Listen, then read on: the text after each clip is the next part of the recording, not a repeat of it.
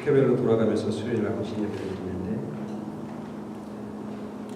우리 충성숙이 처음 드리는 건가요? 그렇죠. 지난주에 여선교회에서 드렸고 이제 충성숙이죠. 성경에서 충성이라고 하는 건 조금 쉽지는 않은 그런 용어예요. 그렇죠? 충성. 충성 그러면 누가 생각나요? 군인들이 생각나죠. 충성. 제가 예전에 군목이었을 때 섬기던 교회가 충성교회였어요. 근데 사실 성경에 보면 충성이라는 단어가 참 많이 나와요. 피스티스라고 하는 말인데, 피스티스라고 하는 언어를 가지고 있는데, 이 말은 무슨 용어로 영어로 번역하면 뭐냐면 faithfulness. 이게 충성이라고 하는 단어예요. faithfulness가 한국말로는 신실함, 변함없음, 신실 이런 것들이 이제 충성이라고 하는 단어가 가지고 있는 의미와 뜻이죠.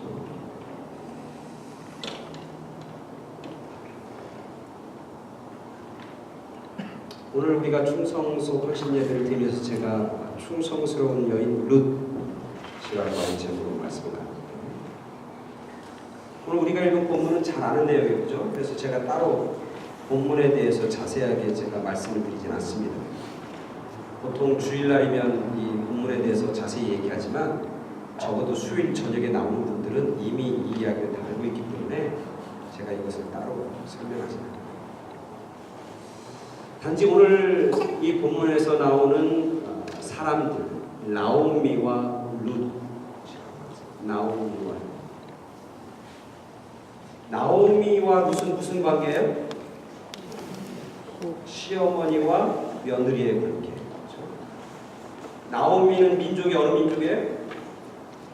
나오미는 이스라엘 민족이에요, 유대 민족. 그 다음에 룻은 무슨 민족이에요? 오늘 성경에 보니까 모압 족속. 여러분 모압 족속이 어떻게 시작된 족속인 줄 아세요?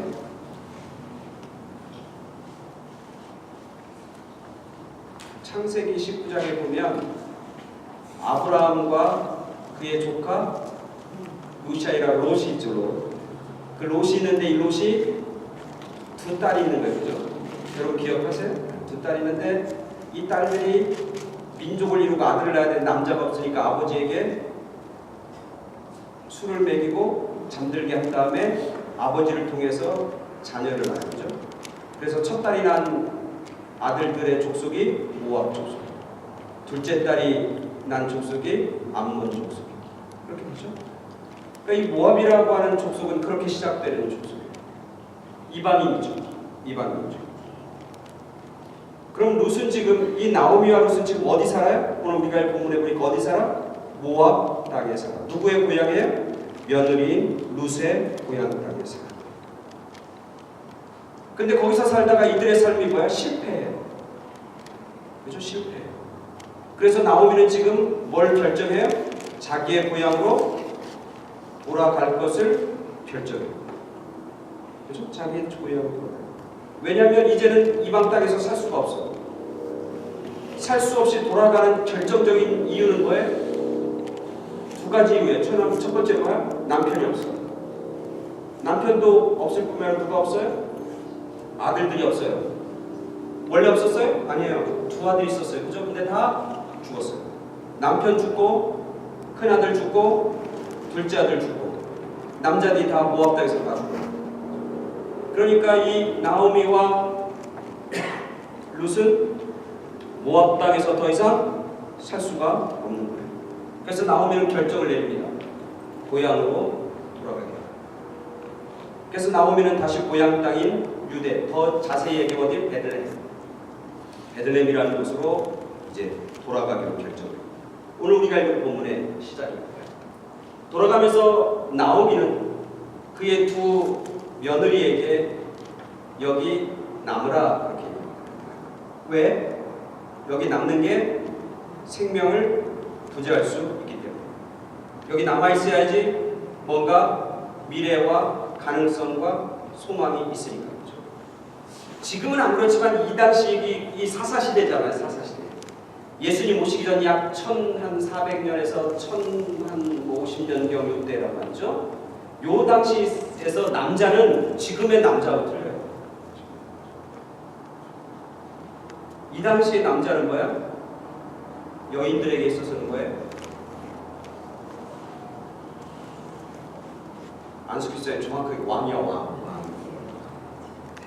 지금하고는 완전히 달라. 지금은 남자들은 뭐 짐이지만 지금에 있어 남자는 짐이지만 이 당시 남자는 여자들의 생계를 책임지는 사람이고 여자들의 소망이고 여자들의 미래고 여자들의 생명. 그래서 남자를 잃어버린 여인은 살아갈 수가 없어요. 그러니까 하나님 모세율법에 어떤 법을 만들어줘요? 오늘 나오미가 그거에 대해서 얘기하죠. 만약에 내 남편이 죽으면 내가 누구의 부인이 되는 거예요? 형제 중에 동생이나 형이나의 부인이 되는 거예요. 그렇죠? 그렇게 되는 거예요. 그 이유는 뭐냐면 과부 혼자 살아갈 수 없으니까 누군가가 그 여인의 삶을 책임져야 되는데 가족 중에서 형제 중에서 그 여인의 생계와 그 여인의 미래를 생명을 책임지라고 하는 그런 율법이에요. 그래서 예를 들면 형이 돌아갔다 그러면 형수가 내 와이프가 되는 거예요. 책임을 져야 돼요. 그의 생명과 그의 생계와 미래를 책임지고 뿐만 아니라 뭣도 책임져? 그의 후손들도 책임져야 돼요. 그게 고대 법이고 이스라엘의 법이에요. 그 얘기는 뭐예요? 여자 혼자 살 수 있다 없다? 그래서 나오미는 결정을 내립니다. 이제 혼자 고향 땅으로 돌아가겠다. 그러면서 룻과 그리고 또 하나 누구예요? 오르바라고 하는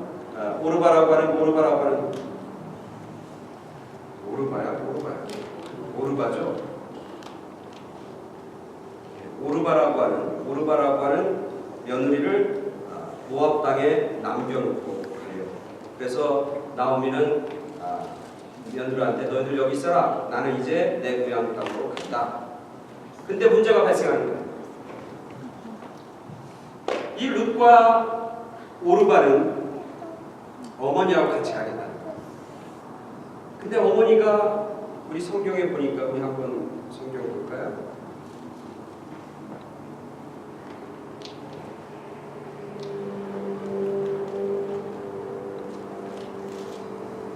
이 사람들이 안 간다는 거예요. 그러니까 이런 얘기를 해요. 내 딸들아 되돌아가라. 12절 1장 12절 나는 늙었으니 남편을 두지 못할지라 가령 내가 소망이 있다고 말한다든지 오늘 밤에 남편을 두 아들들을 낳는다 하더라도 너희가 어찌 그들이 자라기를 기다리겠으며 어찌 남편 없이 지내겠다고 결심하겠느냐. 내 딸들아 그렇지 아니하니라. 여호와의 손이 나를 치셨으므로 나는 너희로 말미암아 더욱 마음이 아프도다 하매 그들이 며느리 둘이 소리를 높여 다시 울더니 오르바는 그의 시어머니에게 입맞추되 롯은 그를 붙쫓았더라. 나오미가 얘기하는 것이죠. 이제는 우리의 인생은 뭐야? 끝났다는 거예요. 우리의 미래도 없고 소망도 없다는 거예요. 이제는 각자 자기의 살 길로 가야 된다는 거예요. 그런데 너희들은 어디야? 모압 족속이라고. 그러니까 이제는 너희들이 있는 족속으로, 즉 너희들의 집으로, 너희들의 고향으로, 너희들의 부모에게로 가라는 거예요. 거기에 소망이 있고 거기에 미래가 있다. 내가 이제 다시 남편을 얻지도 못하고 그리고 내가 애를 낳을 수도 없는 처지고 내가 나이가 늙어갖고 그럼 내가 애를 낳다 할지라도 걔들이 장성해서 너희들의 생계와 너희들의 미래를 책임질 만큼 너희가 어떻게 기다릴 수 있겠느냐. 그러니까 이 룻과 나오미와 룻과 오르마는 특히 이 나오미의 그 집안은 이 세 여인은 완전히 실패한. 그래서 오늘 나오미 스스로도 뭐라고 해? 하나님이 나를 어떻게 했다? 치셨다. 하나님이 나를 치셨다라고 하는 얘기는 뭐예요? 하나님이 나를 저주했다는 거예요. 하나님이 나를 저주했어. 하나님이 나의 모든 것을 빼앗아갔어요. 하나님이 나를 저주했고 하나님이 나를 징계했고 하나님이 나를 벌 줬고 하나님이 나를 심판했다는 거예요. 그래서 나는 이제 모든 걸 다 잃어버리고 빈털터리로 고향 땅에 돌아갈 수밖에 없다. 그렇게. 그래서 오르반은 시어머니에게 입맞추고 자기의 살 길을 쫓아서 가는 거예요. 우리가 누구를 쫓아가느냐가 참 중요해요. 그렇죠? 실패한 사람 쫓아가면 어떻게? 나도 실패하는 거죠. 저주받은 사람 쫓아 살면 나도 저주받는 삶을 살게 돼요. 우리가 쫓아가려면 누굴 쫓아가야 돼요? 승리한 사람을 쫓아가야 되고, 복된 사람을 쫓아가야 되고, 능력 있는 사람을 쫓아가야 되고, 가능성 있는 사람을 쫓아가야 되고, 소망 있는 사람을 쫓아가야 되는 거죠. 그렇게 쫓아가도 쉽지 않아. 그런데 그렇게 쫓아가야 됩니다. 왜 우리가 주님을 쫓아가요? 주님이 승리자이기 때문에 쫓아가는 거예요. 주님이 승리자이니까 쫓아가서 나도 승리자와 함께 있으니까 나도 주님처럼 승리자가 되는 거예요. 나오미를 쫓아간다고 하는 건 이건 어리석은 짓이에요. 나오미를 쫓아간다고 하는 건 소망이 없는, 나오미 스스로도 얘기해. 나에게는 소망이 없다. 인간적으로 볼 때 나오미는 소망이 없어요. 인간적으로 볼 때 나오미에게는 실패자예요. 가능성이 없어요. 나오미는 인간적으로 볼 때 미래가 없어요. 그런 사람을 쫓아가면 안 되는 거예요. 그래서 오르반은 거기서 끝내요. 쫓아가는 걸 그만두고 자기의 집으로 살 길을 쫓아가는 거예요. 근데 이해가 안 되는 거면 루시예요. 오늘 성경에 보니까 그렇게 얘기하니까 오르반은 그의 시어머니에게 입맞추고 떠났는데 롯은 그를 붙쫓았더라. 끝까지 붙잡고 안 놓는 거야. 끝까지 붙잡고 안 놓는 거야.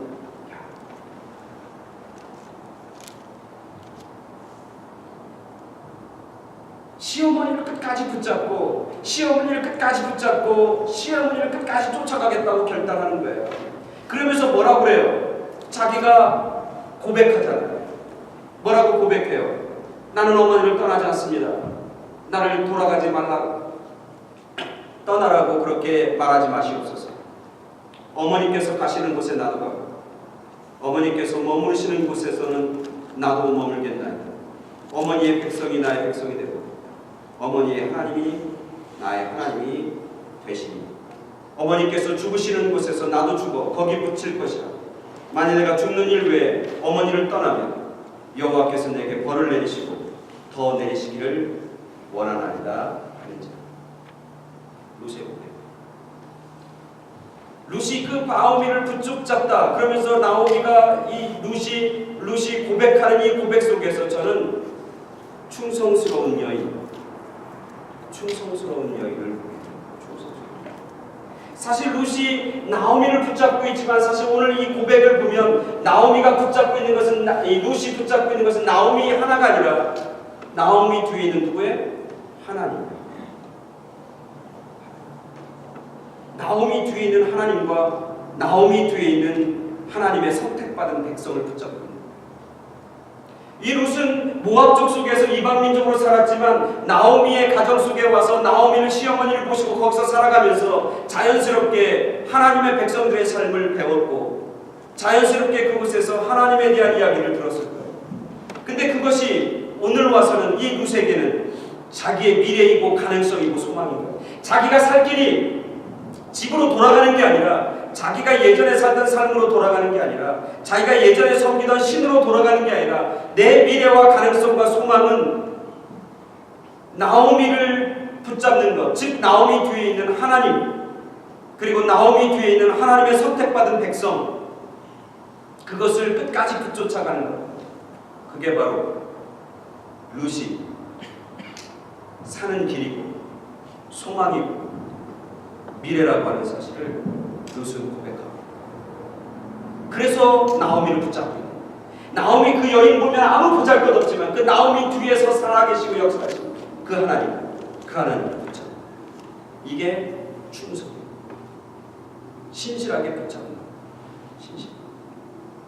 내 상황과 형편이 없다 할지라도 내 상황에 따라서 있기도 하고 가기도 하는 게 아니라 내 상황과 형편과 상관없이 내가 붙잡아야 할 것, 그걸 붙잡는 것. 즉 우리가 신앙적으로 보면 하나님을 바라보고 하나님을 끝까지 붙잡는 것, 신실하게 붙잡는 것, 변함없이 붙잡는 것, 흔들리지 않고 붙잡는 것, 그게 바로 충성입니다.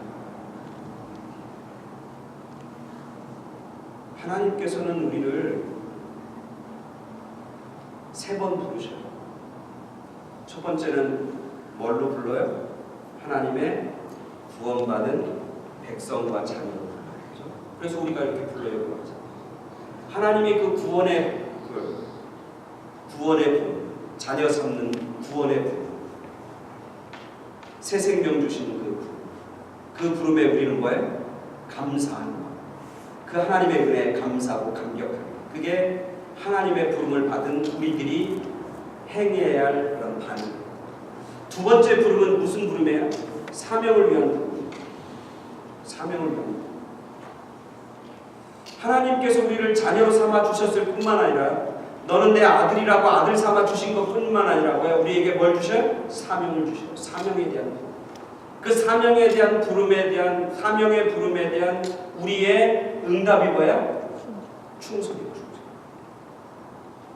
그래서 성경에서 뭐야? 맡은 자가 구할 것은 충성이니라 그렇게 얘기해요. 하나님께서 나에게 맡겨주신 사명이 있는 거예요. 그 맡겨주신 사명에 대해서 우리가 반응하는 리액션은 뭐냐면 충성, 신실한 거예요. 신실. 흔들림 없는 신실. 세 번째 부름은 하나님께서 우리를 하나님의 나라로 부르시는 거죠. 하나님의 나라로 부르시는 거죠. 그것에 대해서 우리는 어떻게 반응해요? 기쁨으로 반응해요. 충성이라고 하는 것은 하나님께서 너무너무 좋아하시는 거예요. 충성이라고 하는 것은. 여러분 성경 갖고 계셔요? 성경에 보면 한번 2구절만 읽어요. 잠언서 25장 13절 그리고 마태복음 25장 23절 이렇게 2군절이 있는데 제가 읽어드릴게요.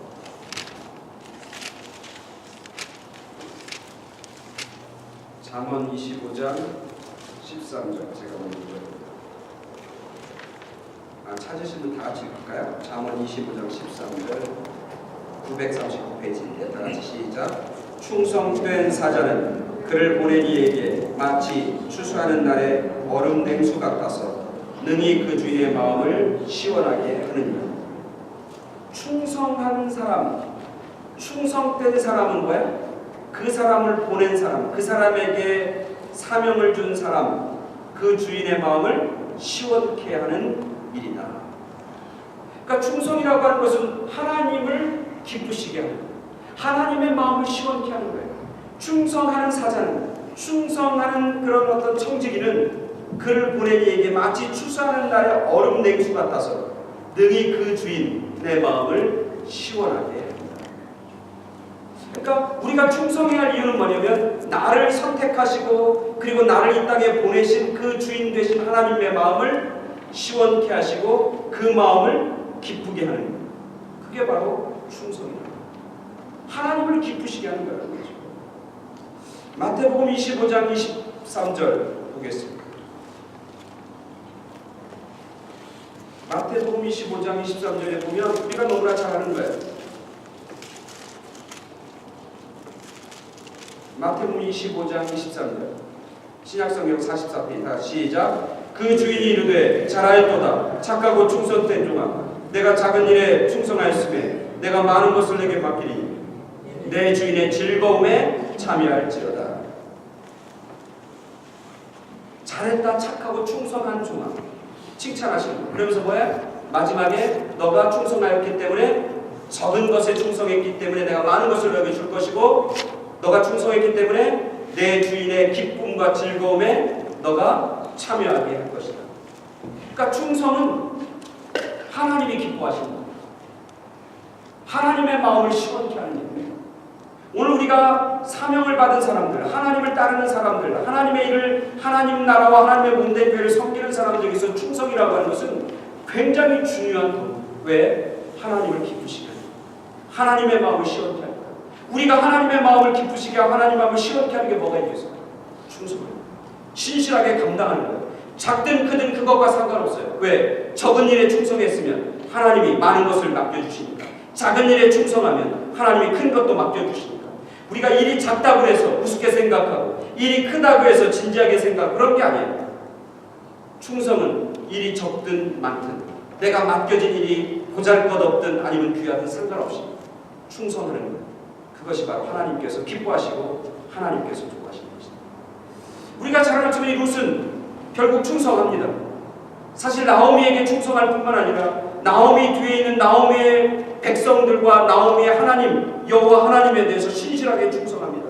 그러면서 결단합니다. 나는 절대로 떠나지 않습니다. 나는 당신만을 붙잡습니다. 나는 당신만을 바라봅니다. 눈에 보이는 것은 아무것도 없어요. 눈에 보이는 것은 절망이에요. 눈에 보이는 것은 어두움이에요. 눈에 보이는 것은 저주예요. 눈에 보이는 것은 실패예요. 그러나 눈에 보이는 것대로 내가 사는 게 아니고 내 세상의 형편대로 사는 게 아니고 나는 하나님 한 분만 붙잡습니다. 당신만을 붙잡습니다. 그러면서 충성스럽게 나오미와 함께 어디로 돌아와요? 유다 백성 베들레헴으로 돌아와요. 이 충성스러운 행동과 결단을 누가 기뻐하셔요? 하나님이 기뻐하셔요. 하나님이 너무너무 좋아하셔요. 그래서 우리가 잘 알잖아요. 이 룻이 돌아와서 결국은 누굴 만나요? 남자를 만나요. 남자를 뭐라고 그랬어? 생명이라고 그랬잖아요. 남자를 뭐라고 해서 왕이랬잖아요. 이야, 남자를 만나. 그 남자 이름이 누구야? 보아스죠. 우리가 지난 시간에 여러분 기억나세요? 지난 시간에 우리 어떤 여인에 대해서 이 보아스의 엄마가 누구야? 지난주 라합이 엄마예요. 보아스의 엄마예요. 그러니까 이 룻은 두 시어머니를 두게 되는데 하나는 나오미고 그 다음에 새로 만난 보아스와 결혼하면서 누구의 며느리가 되는 거예요? 라합의 며느리가 되는 거예요. 그리고 이 보아스를 통해서 룻이 애를 낳는데 그 애가 누구라고 했어요? 오벳. 그 오벳의 아들이 누구? 이세. 이세의 아들은 누군지 아시잖아요? 다윗. 지난 시간 믿음의 여인 라합을 통해서 하나님의 역사했듯이 오늘 충성하는 하나님만을 바라보고 힘들고 어려움에도 불구하고 끝까지 버리지 않고 끝까지 시어머니를 붙잡았던 룻, 끝까지 그 시어머니와 함께하는 하나님을 붙잡았던 룻, 끝까지 충성했던 이 룻을 통해서 하나님은 위대한 놀라운 역사를 쌓고 계십니다. 진짜 보잘것없는 여인이에요.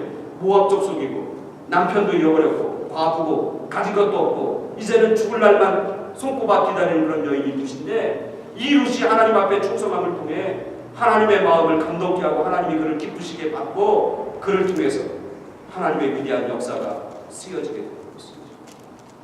보아스를 만나게 하고 보아스와 만남을 통해 룻이 그의 인생이 달라집니다. 그리고 그 룻을 통해서 결국 다윗이라고 하는 손자가 태어난 거죠. 그 다윗을 통해서 이스라엘을 구원하는 메시아 예수 그리스도가 태어납니다. 충성한다고 하는 것은 그만큼 중요해요. 신실하다고 하는 건 그만큼 중요해요. 진짜 하나님의 은혜와 축복을 경험하고 하나님의 풍성한 열매를 경험하고 하나님의 마지막까지 승리케 하는 사람들은 어떤 사람이냐? 신실한 사람이에요. 충성하는 사람이에요. 조금 하다가 힘든 일이 있죠. 교회 일 하다가 힘든 일이 없을 수가 없어요. 우리가 교회를 섬기다 힘든 일 당연한 거예요.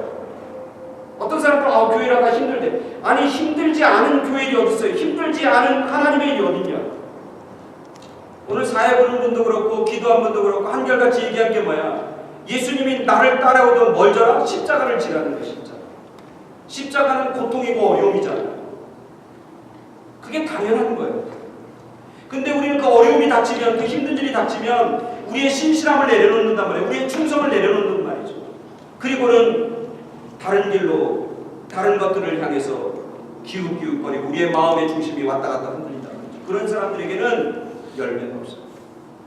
힘들고 어려워도 자기의 자리를 지키는 사명의 자리를 지키는 사람을 통해서 하나님 기뻐하심을 받을 뿐만 아니라 그런 사람들을 통해서 위대한 하나님의 역사, 하나님의 축복, 하나님의 풍성함이 그들 가운데 풍성케 되어진다. 근데 이 충성이라고 하는 것은 사실 그들이 감당하기가 쉽지가 않아. 오늘 룻이 나오미에게 했던 그 고백, 어머니께서 죽으시는 분은 나도 죽어 거기 붙일 것이고, 내가 만일 죽는 일 외에 어머니를 버리면 여호와께서 내게 벌을 내리시고 더 내리시길 원하나이다. 이걸 딱 듣는데 누가 생각나냐면 예수님 앞에서 이런 고백을 했던 베드로가 생각나는 거예요. 왜 생각이 나는지 모르겠어요. 베드로도 하나님 앞, 예수님 앞에 이러잖아요. 그죠? 내가 죽으면 죽었지 당신을 떠나지 않겠다. 그때 베드로가 떠나 안 떠나? 떠나자. 이 룻하고 나오미를 떠날 수 있는 그런 개연성과 가능성이 충분했을 거예요. 그래서 충성이라고 하는 것이 뭐의 덕목에 들어가 있냐면 성령의 열매의 덕목에 들어가 있어요. 성령의 9가지 열매 중에 이 충성이라는 거예요. 성령의 9가지 열매가 뭡니까? 사랑과 희락과 화평과 오래 참음과 자비와 양선과 충성과 온유와 절제. 충성과 온유와 절제는 이 세 가지는 하나님의 일을 맡은 사람들이 감당해야 하는 캐릭터와 덕목이에요. 내가 만약 하나님의 일을 하겠다, 교회 일을 하겠다, 주님의 몸된 교회에서 내가 사명을 받았다 했을 때 세 가지의 덕목, 마지막 세 가지로 충성과 온유함과 절제. 이게 하나님의 일을 하는 사람들이 맺혀지는 성령의 열매. 이게 성령의 열매라는 얘기는 뭐예요?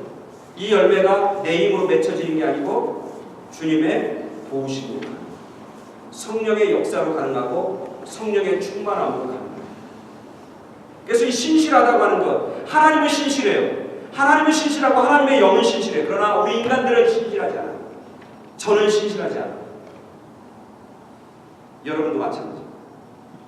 근데 신실하게 만드는 분이 신실하신 하나님이에요. 성령께서 우리를 충성스럽게 신실하게. 그래서 하나님의 일을 하면서 성령의 도우심을 힘입지 않고는, 하나님의 일을 감당하고 사명을 감당하면서 성령의 도우심을 우리가 간구하지 않고는, 성령의 도움과 은혜가 아니고서는 충성스럽고 신실하게 그 일을 감당할 수 없는, 누가 됐든지 무슨 일을 맡든지, 목사도 마찬가지고 교회 집사님, 권사님, 장로님도 마찬가지. 그래서 충성이라고 하는 신실함이라고 하는 것은 성령의 도우심, 하나님의 은혜로 가. 나는 신실하지 못해. 나는 늘 변덕이야. 내 마음은 아주 죽을 듯이 그냥 난리나. 그러나 하나님의 일을 감당할 때 그런 내 인간적인 모습, 그런 내 성격적인 모습, 그런 내 감정적인 모습이 사라지는 거야. 하나님의 하나님. 신실함으로, 충성함으로, 변함없이 한결같은 모습으로 나아가. 그게 왜 그래? 성령의 도우심과 성령의 열매가 가까워 있기 때문에. 그래서 주님 은혜 주시고 성령 충만케 하시고 주님이 함께 하시면 나 같은 사람도 충성할 수 있습니다. 룻과 같은 사람도 충성함을 통해서 보아스를 만나고, 그리고 룻을 통해서 다윗의 가문이 세워지듯이 저는 부족하고 저는 늘 그냥 마음과 감정과 기분이 왔다 갔다 하는 사람이지만 성령의 도우시고 성령이 함께 하시면 내가 신실하게 충성스럽게 주님을 기쁘시게 만드는 그런 귀하고 복된 삶을 내가 살아갈 수 있습니다. 그렇게 고백하면 주님의 은혜와 주님의 도우심을 간구하면서 우리가 신실하게 충성스럽게 맡겨진 사명들을 감당하는 그런 저와 여러분 모두가 되기를 간절히 축원합니다. 그래서 충성함을 통해 하나님께 기쁨이 되고 나를 보내신, 나에게 사명 주신 그 주인의 마음을 시원케 하는, 그래서 적은 일에 충성했으니 내가 너에게 많은 것을 맡기겠다. 너가 작은 것에 충성하니까 내가 큰 일을 맡기겠다. 그래서 하나님께서 나에게 부어주시는 달란트와 축복이 점점점 많아지는 거예요. 내가 감당해야 할 것이 점점점 커지는 거예요. 하나님이 나를 더 신뢰하고 더 많은 것으로 나에게 채워주시는 그런 귀한 축복과 풍성함을, 충성함을 누리고 맛보는 그런 저와 우리 모두가 하나님 앞에 신실하고 충성스러운 우리 새생명재단 되기를 간절히 축원합니다. 아멘. 다 같이 기도하겠습니다.